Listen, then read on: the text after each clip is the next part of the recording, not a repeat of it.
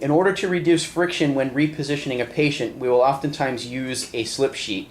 This is a disposable model slip sheet made of plastic with a coating on it to help reposition the patient in bed.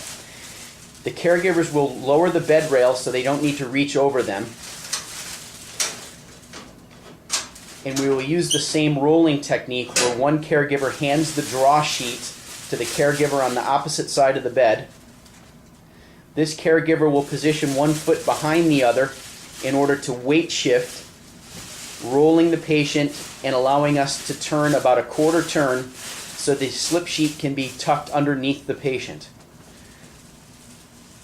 Patient is then rolled back onto the slip sheet, and the draw sheet is then handed to the caregiver so we can just rock back and roll the patient in the other direction, allowing us to pull the slip sheet all the way under the patient. The caregivers will only use the draw sheet as a handle. They do not grab the slip sheet for the repositioning. It is best to grab the draw sheet with a palm down position to discourage an excess amount of lifting. In this position, we will first move the patient down in bed since she is already up in bed. So we will rock, moving her towards her feet first to show that repositioning. When we do this, the caregivers need to keep a straight back, and to accomplish that, they will point their feet in the direction of the transfer so as to keep the back straight, and then weight shift from the back foot to the front foot in the direction that we're moving in. They need to coordinate movement by communicating when they will begin the move. Many caregivers will say ready, set, go, or 1, 2, 3.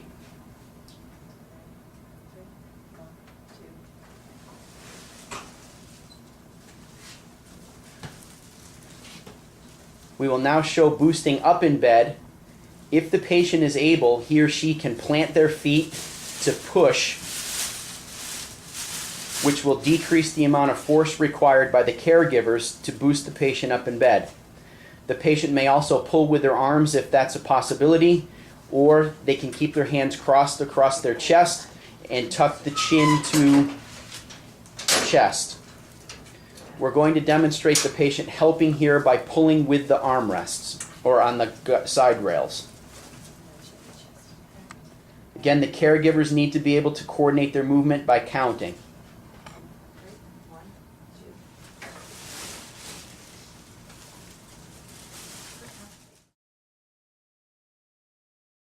An alternate method for positioning the Patran slip sheet is what we call a fan fold, where the sheet is folded back and forth on itself in a reverse fashion.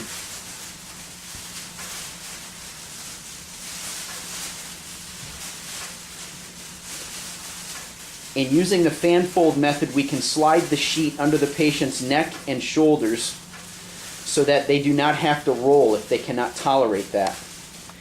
And what we're going to do here is the caregiver on one side simply slides the sheet underneath the draw sheet and pillow to the other caregiver, who can reach underneath and get the sheet started. The method for unwinding needs to make sure that the slip sheet goes under the draw sheet.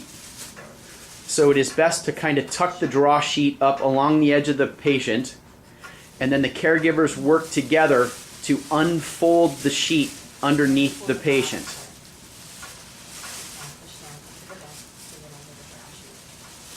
It will oftentimes require a little bit of rocking back and forth to get the sheet underneath the patient's buttocks.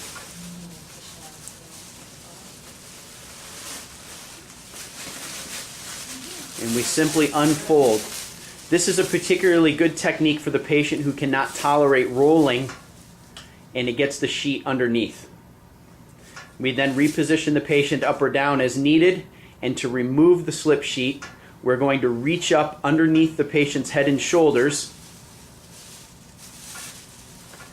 The caregiver grabs a handful of sheet on the opposite side and then simply pulls the sheet out from underneath,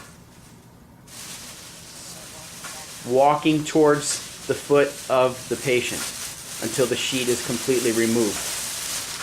The sheet cannot stay under the patient because it will cause him or her to slide back down in bed if it is left in position.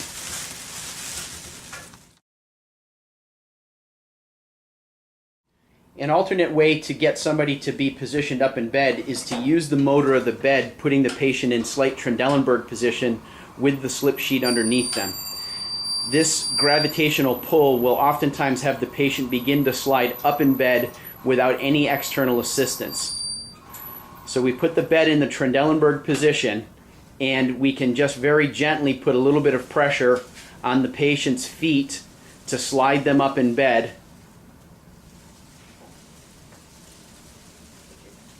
And gently roll them up. The patient must be able to tolerate a Trendelenburg position for a short period of time in order to accomplish this. But she will oftentimes begin to move without even pushing. So we'll boost her up in bed. Then we can flatten the bed back out.